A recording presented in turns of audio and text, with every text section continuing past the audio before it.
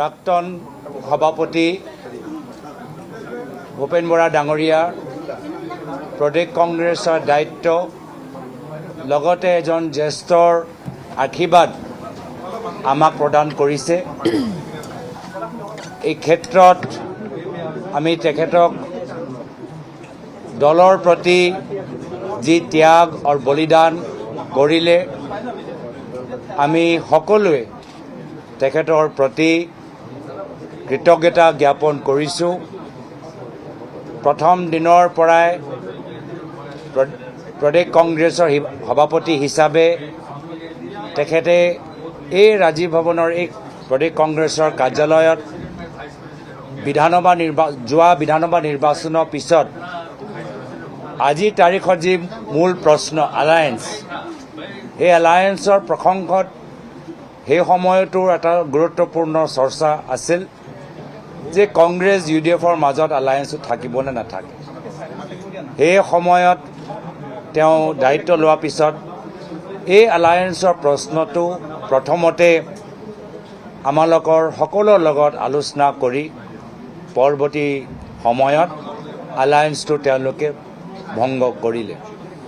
লগে লগে যি সময়ত ৰাহুল গান্ধী ডাঙৰীয়াই কন্যাকুমাৰীৰ পৰা কাশ্মীৰলৈকে ভাৰত জোড়ো যাত্ৰা আৰম্ভ কৰিছিল, সেই সময়ত অসম প্ৰদেশ কংগ্ৰেছক এটা নিৰ্দেশ দিয়া গ'ল যে অসম এটা ৰাজ্য হওক য'ত তেওঁলোকে অকলে ধুবুৰীৰ পৰা শদিয়ালৈকে এটা ভাৰত জোড়ো অসম যাত্ৰা কৰক আৰু সেই যাত্ৰা তেওঁক ওপৰত দায়িত্ব দিয়া গ'ল। সকলোৱে জানে যে আমাৰ দলৰ কাৰণে এটা স্মৰণীয় যাত্ৰা আছিল। আৰু তাৰ পিছত আমাৰ দলটোক বিভিন্ন ক্ষেত্ৰত উৎসাহ উদ্দীপনা সৃষ্টি কৰিবলৈ বিভিন্ন ধৰণৰ প্ৰচাৰ তেওঁলোকে আগবঢ়ালে। চাঙে চাঙে হওক, বাগানে বাগানে হওক, বিভিন্ন ধৰণৰ প্ৰচাৰ আৰু নতুন প্ৰচাৰৰ কথা আমালোকক আহ্বান জনালে যে আগভাগ ল'ব লাগে। লগতে বিভিন্ন ভাতৃ ভগ্নী সংগঠনৰ ওপৰত NSY, যুৱ কংগ্ৰেছ, সামাজিক মাধ্যম, বিভিন্ন চেল তেওঁলোকে সৃষ্টি কৰিলে। বিভিন্ন সাংগঠনিক ক্ষেত্ৰত মণ্ডল, ব্লক, জিলা কংগ্ৰেছৰ ওপৰতো তেওঁ বিশেষ চকু দিলে। আজি মাত্ৰ আমি এটা খোজে লৈছোঁ। আজি যদিও এজন নতুন ব্যক্তি হিচাপে আমি আসনৰ ওপৰত বহিছোঁ, কিন্তু আমাৰ আদৰ্শ পুৰণি, আমাৰ চিন্তাধাৰা পুৰণি।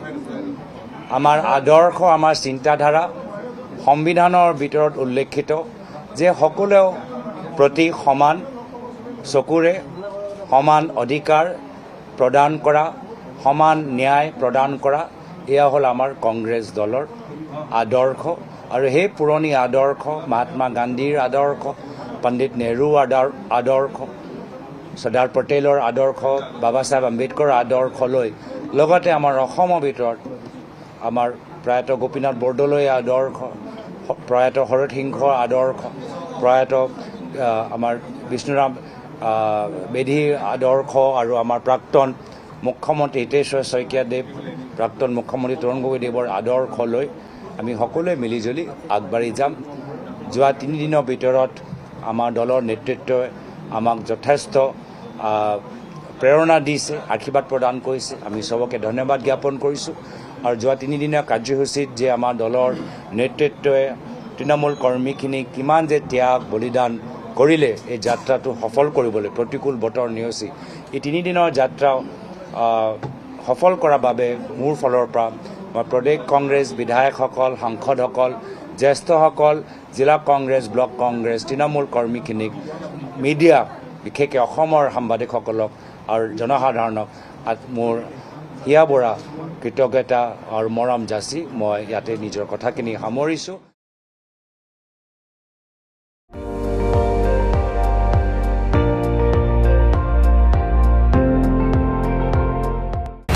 আপুনি চাই আছে ND24, সৰ্বশ্ৰেষ্ঠ নহয়, সৰ্বোত্তমৰ দৌৰ।